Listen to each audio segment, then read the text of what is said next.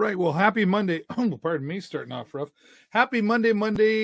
Yes, Monday. You can trust that day, especially when you're here on the show. Hello, everybody. Welcome to the show. As always, I'm David Burrows, your host for episode 588. 588 episodes. Thanks to all of you. And thanks to, because there's so much greatness to talk about here in the Sarnia-Lambton County area. So, every time I look at that number every week, I go, wow, pretty cool that we're still here. So busy weekend. I'm going to jump right in. I tell you, you've probably noticed a little bit of difference here on the show, I think. Been doing some more like one-on-one, like personal kind of intimate interviews.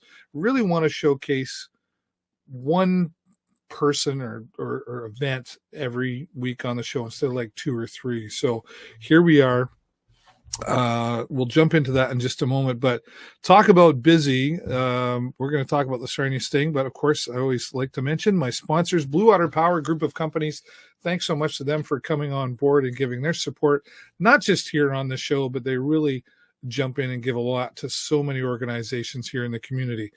I know it's been kind of a mild winter, but there's those moments you're going to want those winter tires.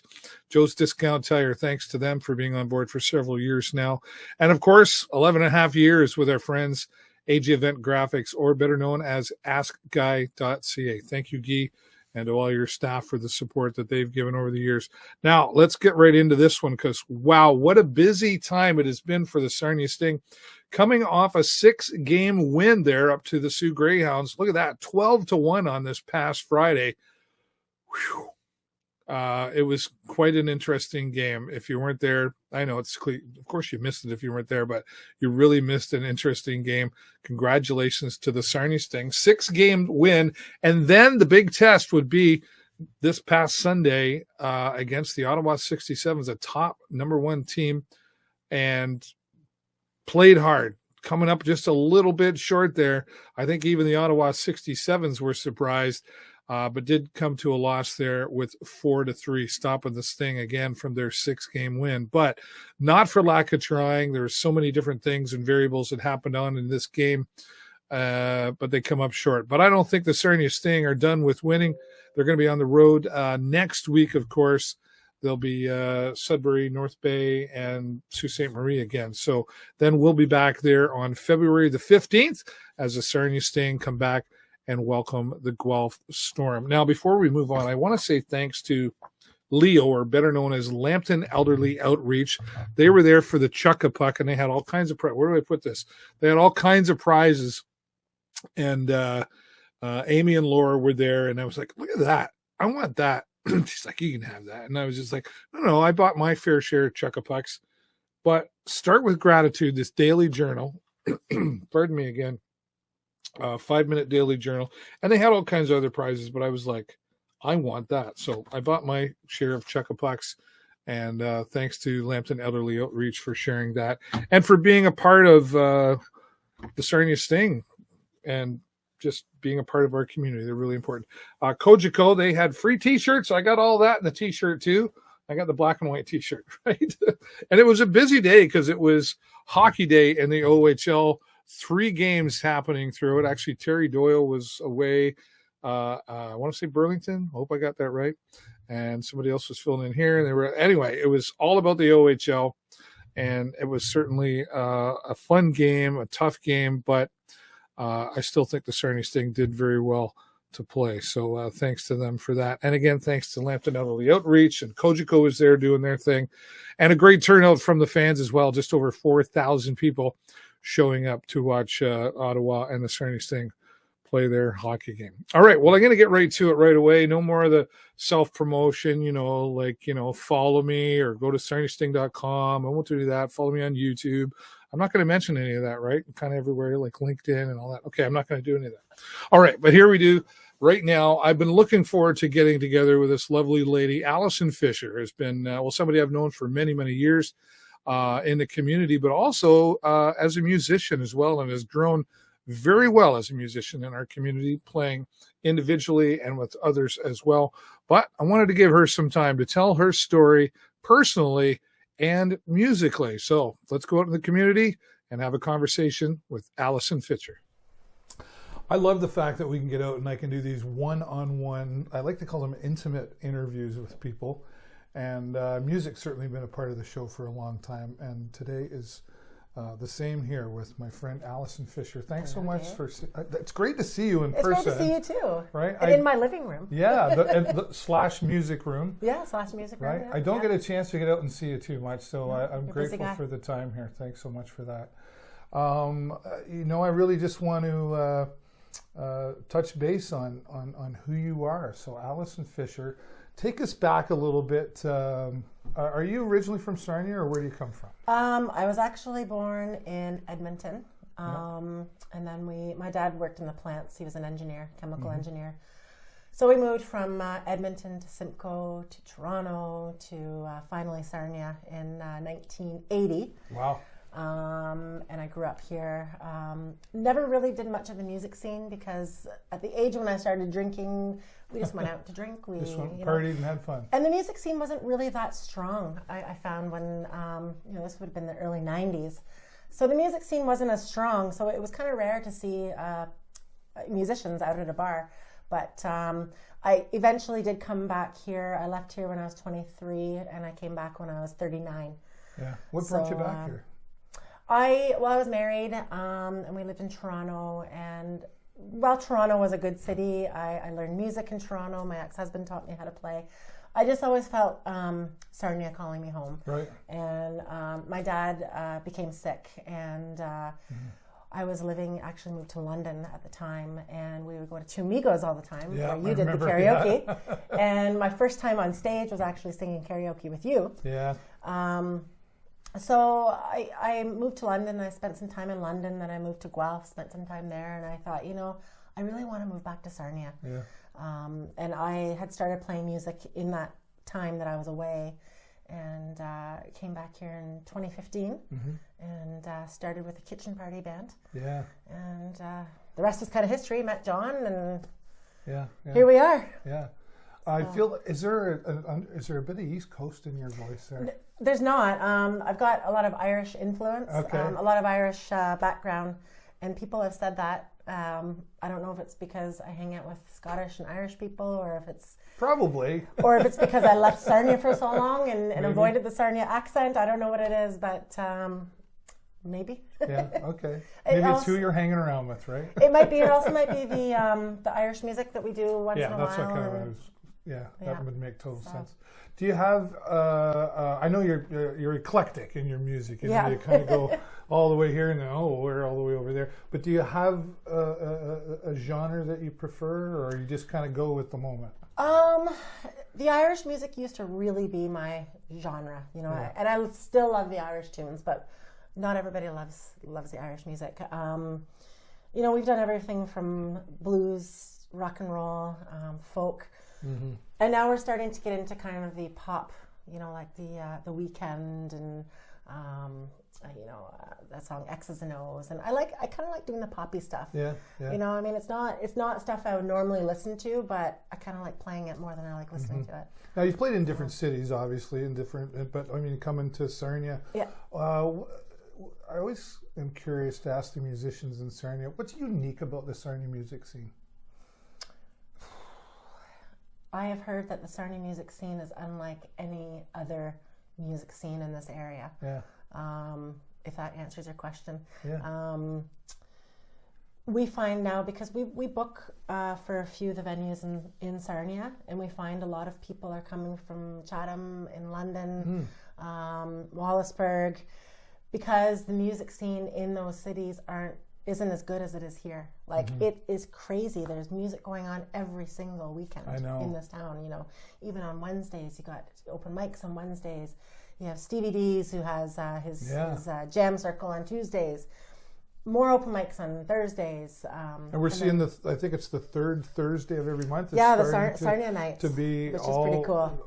All kinds of locations getting involved in that, right? Yeah, it's really neat. And I've got friends in Ireland, and they said, we can walk down a road in our town, and you just don't see as much live music as you do in Sarnia, of all places. Yeah. So our music scene is better than Ireland's. It's kind of cool. Wow. That is kind of cool. Yeah. What I mean, you play. I know you do someone your own, and then sometimes you're playing with John, and then you're playing with the band, and you've really been able to, I guess, be eclectic that way in the sense that you're able to you're like a multitask musician, maybe. Yeah. So when I initially moved to Sarnia, I started out with a Sarnia Kitchen Party band, and that was Paul McGuire, Millie Beskers, Lucky McDougall, a big group of people. And then I met John at Stevie D's on one of his Tuesday song circles, and we decided to start a little duo. And then I kind of do the odd solo gig by myself. And then recently we've hooked up with Dan Butts and Brett Zevenbergen. Yeah. And we have a little foursome called Dazzle. And so Dazzle stands for Dan Butts, D, Alyson Fischer, Brett Zevenbergen, and John Lovett. And it all kind of started because we have this little group chat on Facebook, and John just decided, okay, we'll call it Dazzle because it stands for each of our names. Makes total sense. Yeah. And we did our debut at Ups and Downs on New Year's Eve. And then right now our next one is March 10th at the Imperial Theatre. Oh, okay, great. So it's really cool playing with 3 other people as opposed to just one other person or by yourself. Yeah. You must you get to sit down, and one of the things as a musician is finding ways to continue to be creative and entertaining. Do you spend a lot of time sitting down and going, what's next? Not really. Most of it is thanks to Spotify. Okay. I have a job where I drive probably about 85%. So I hook my my Spotify into my car, and I'll hear a song, and I'll be like, okay, well, I think this would go well. This would be well for Dazzle. This would go well for myself. This might go well for me and John.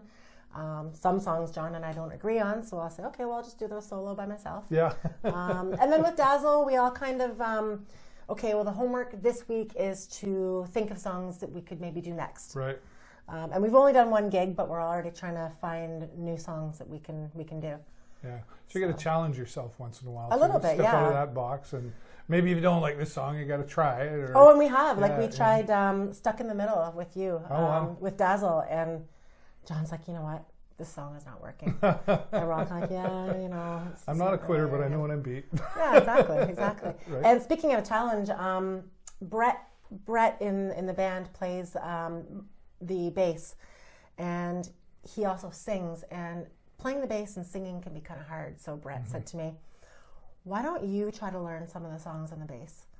And then I can do the lead and sing more. I'm like, okay. So he came over a couple weeks ago and showed me the basics. And pull it. Let's show this off. I bought it. She bought a bass just for the interview. Yeah, just for the interview, I bought a bass.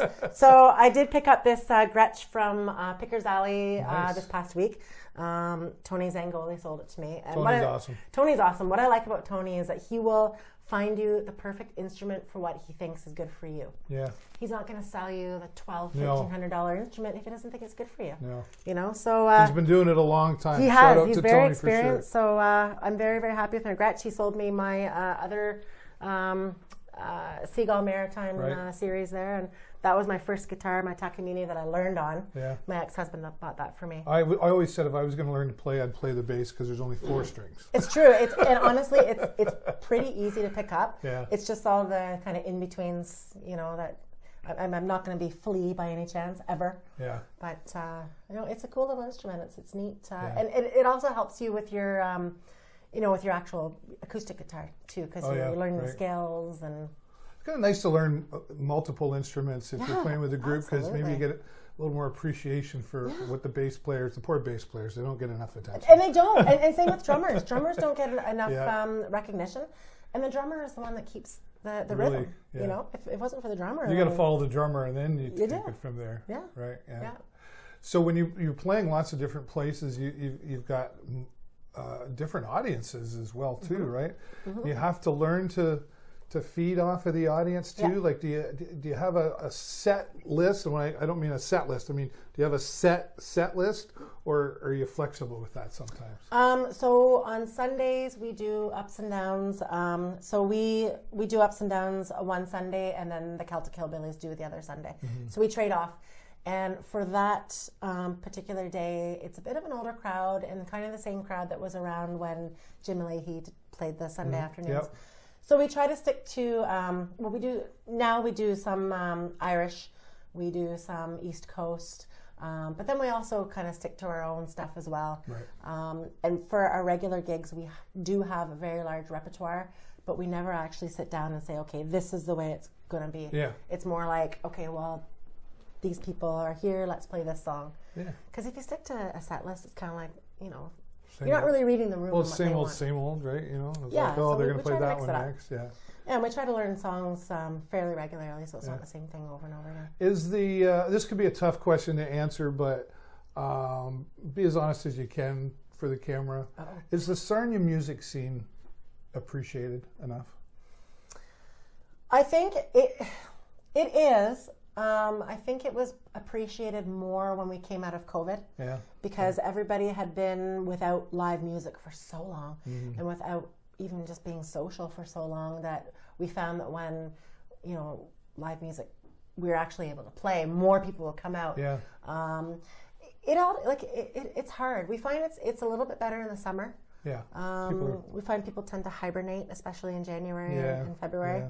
Maybe they're broke a little. Well, yeah, after Christmas, right? Like, Right. who wants to come out and spend money when they, after Christmas? But I think it could be a little bit more appreciated. Yeah. I really do, because we really, really have got the best much. music scene in southwestern Ontario, I think. Yeah, no, I've been involved for years and Well, observing in different cities. I've got, You know. wow, there's always Sarnia right there. Yeah. And musicians travel to Sarnia to play a lot too, right? For sure. And I think you're right. It could be a little appreciated. And I can say this is, I think the value in a musician. I mean, it's typically an evening gig. And if it's an afternoon gig, it's a Saturday or a Sunday. So, I mean, you could be at a family reunion instead. You could be doing other things instead. Exactly. But instead, it's part of your income too. Yep. And you should get paid and get paid well. Hire a plumber on the weekend. What does that? All that sort of stuff, right? Yeah, So, for sure. but I think things like Sarnia Night. And some others. I mean, Ups and Downs has always been a huge supporter of local music. Stevie D's you mentioned in there as well. So. There's usually a personal side to a musician and their music. Have you written some of your own stuff as well? I wrote one song. Okay. I went to Ireland shortly after I moved back to Sarnia. I went to Ireland for a week by myself, and I went to this pub in Killarney, and I met this gentleman named Con O'Shea. Okay. And it wasn't like a romantic meeting or anything. I just met him, and we ended up drinking at the bar and for 2-3 hours, and I could barely understand a word he said, because he's very, very thick accent. Okay. And So you really had to pay attention. now I forget what the question was. I don't remember. Oh, the personal side. No, I was talking about the personal side of music. Right. Yeah. So We're okay, folks. So I went to this pub, and after I heard this band in this pub in Killarney with my friend Con O'Shea, I decided to write an Irish song called Con O'Shea. Right. That's the only song I've written. Con and I still keep in touch, Nice. and he has yet to hear the song. And he says he doesn't want me to play it and send it to me. He wants me to actually go to Ireland and play it for him. Sounds like a good invitation. Yeah, I guess that's a personal side. For sure. I wrote my song based on that one experience. I haven't written one since. The song literally came to me in 2 hours' time. Yeah. And I've tried since to write songs, but it just won't come to me. Yeah. It will. Sooner or later, it will. Maybe. See, there's a lot. There's the tune. There's the lyrics. So maybe you need to do like Elton John and Bernie Taupin. You just write the lyrics and send that to somebody else. That actually may work. There's something you started to share before we started the camera rolling here, and you've got a necklace here. Yeah. So this necklace, actually, it's 2 necklaces in one. So probably about 6 years ago, I met this gentleman by the name of Thomas Moran. He, at the time, was 86 years old. And I met him at Ups and Downs. And he was introduced to me by a friend of mine. And I said, "Oh, your name is Tom." I said, "That was my dad's name." I said, you can be my new dad. And Tom says, okay. And ever since that day, Tom became a very, very good friend. He came out to all of our gigs. He went out to all of our... You could always see Tom on a Friday, a Saturday, a Sunday. He always had a pint of Guinness in his hand. Many knew Tom. You probably knew Tom too. I did, yeah. And unfortunately, Tom passed away this past November, and he brought these back for me from Ireland. And I always wear them on Sundays because Sundays is my special kind of Irish day at Ups and Downs, and Tom would always be there. So that's what these are, and I'm glad you asked me. Thank you very much. So we lost Tom in November, but we know he's always here with us. Yeah, and and as we're recorded this, it's Sunday actually. It is Sunday, yes. And you just finished playing a gig earlier today. Yeah.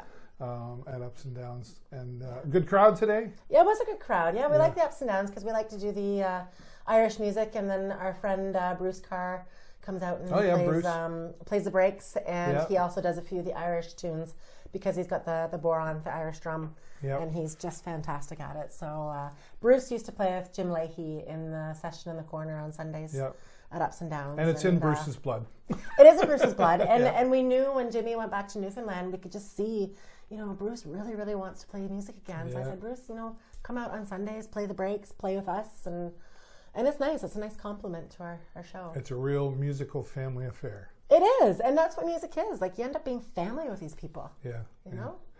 What's in it for you in the next couple of years as far as your music? Oh, wow. Are there some things you haven't done yet with it that you want to?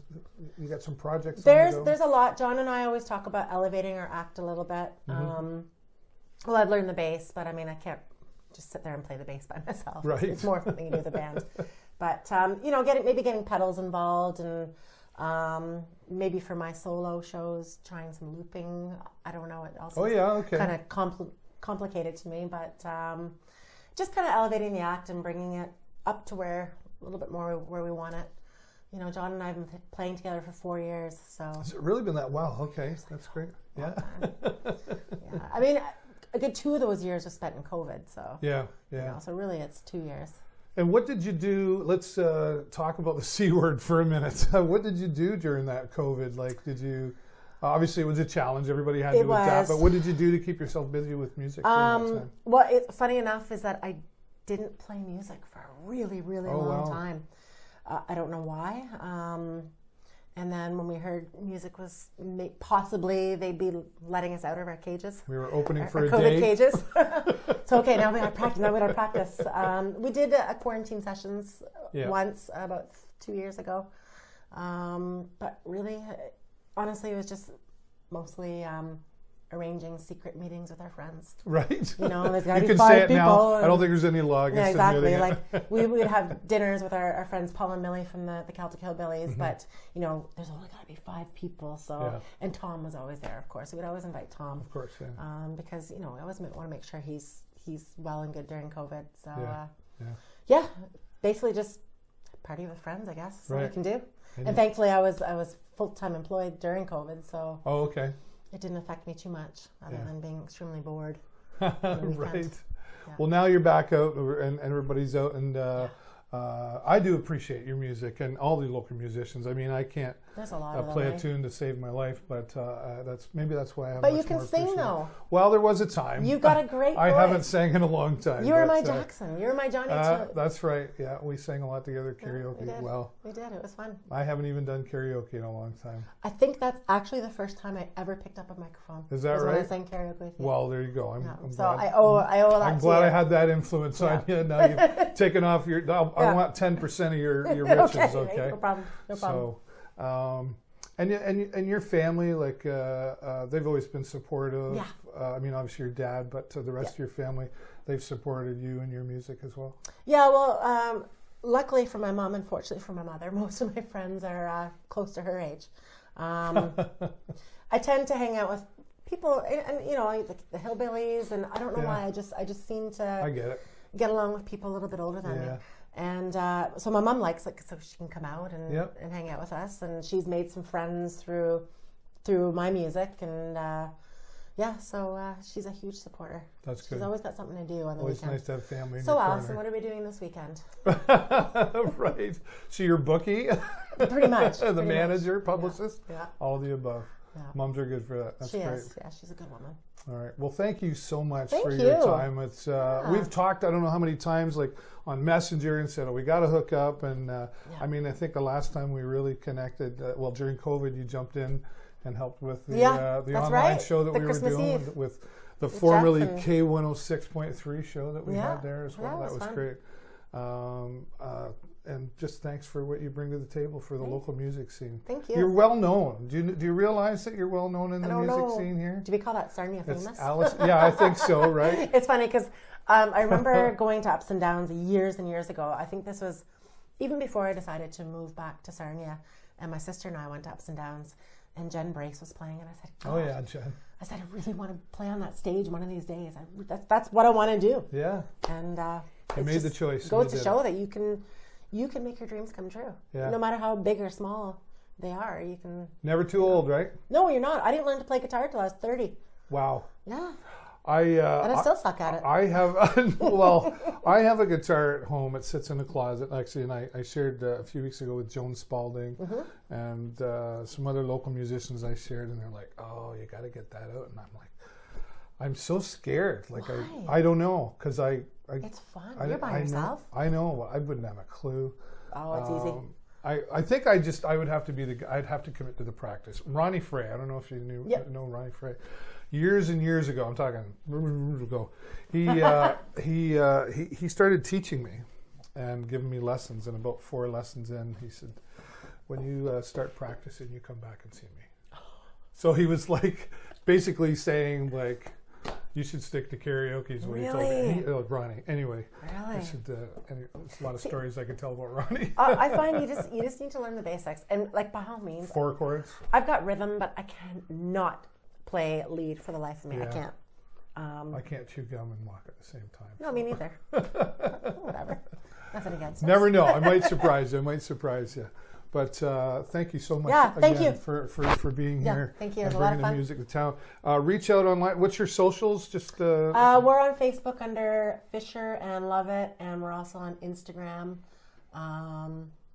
That's pretty much it. It has all of our venues, dates where we're playing. All right. Keep sending me those dates so I can keep sharing them. I will. We'll post those links so you can get out and enjoy where they're coming from as well. Also, please check out Megan that used to work at Nightlife, and I have Sarnia's Live Music Hub. So we try to post as much live music. Oh, she's a part of that, is she, Megan? Yeah, she created it. Oh, nice. And Love I'm Megan. just like, I'm on Facebook. I know. And actually, she's very talented. You know what? She's another one that got up in the front of that microphone. Maybe I need to come and interview Megan. You should, because her voice is I caught her one time, and I was like, Megan? Right? And then she's gotten up there and done more. And she's really good. I'm coming for you, Meg. and she plays with Brett Z as well, who's in Dazzle with us. Yeah. And he's also very talented. We have Sarnia's Live Music Hub. So if you're looking for stuff to do in Sarnia music-wise, that's where to go. That's where to go. Same with Michelle Dion from Sarnia Rocks. She's really great too. That, and you, of course. And thanks. Right on. See, nice little. Nice, quite the connecting hub here in Sarnia. And again, we'll post all those links for you to check them out. Thanks again, Alyson. Thank you, Dave. It's a pleasure. Yeah, thanks a lot. Thanks for watching, everybody. Thank you. Alyson, thank you so much for that fun and enjoyable conversation. We had some laughs and a good discussion in there, and really appreciate the talents of Alyson and her being in our community as well. So looking forward to the next time we can, I got to catch up with her. This past weekend, of course, playing at Ups and Downs. I haven't been able to capture some time to enjoy the music, but Alyson, I promise we're going to go out and do that soon. So thanks again. And you can follow Alyson online. Make sure you know what's happening with her music and where you can go enjoy her talents in the community as well. Thanks again, Alyson. And thanks to all of you for watching. Now, before I go, I will give a reminder. You can click the like and the love button, and that's wonderful. But please click the share button. The purpose is to share the message of the guests that I have here on the show and let more people learn about them, their talents, whatever they're a part of. And today, we want you to share the story of Alyson Fischer. Thanks again, Alyson.